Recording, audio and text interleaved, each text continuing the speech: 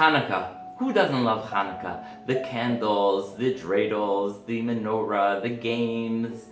What a beautiful holiday. And yet, when it comes to the question of what are we celebrating of Hanukkah, we get two very different answers. On the one hand, if you look at Al Hanisim that we say in the prayer and in Birkat Hamazon, we speak about a military victory, how God made the few win the many, the weak win the strong, and how the little Maccabees were able to beat the mighty Greeks.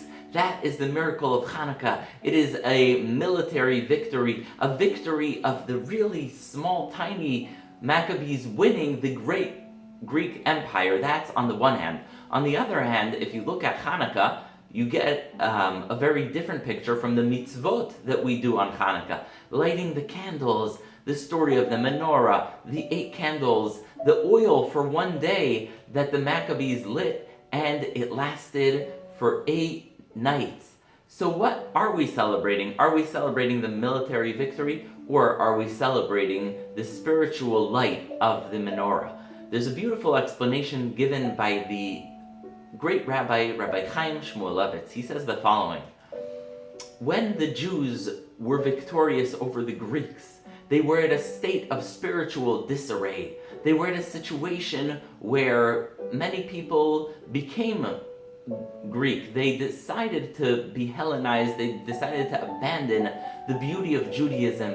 And the temple in Jerusalem was violated. And so after the military victory, the Jews weren't sure if indeed spiritually they are still with their integrity. If they have their spiritual integrity, they don't know if they still are able to worship God with the same purity that they always did. And so, through the little miracle of finding that jar that was pure and holy, through that jar of oil lasting for 8 nights, they got a message of love. They got a message from God that said, it's okay, I'm still with you, I'm watching over you, I love you, I am your God and you are my people.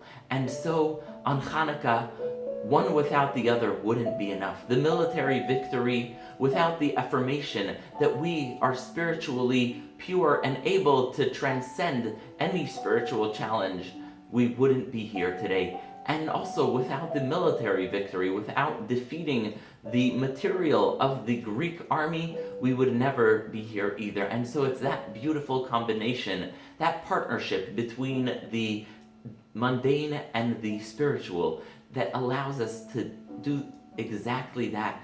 Fire is such a beautiful example of something that symbolizes spirituality, yet at the same time it must be connected to a wick, a spiritual wick that is made of material. Happy Hanukkah.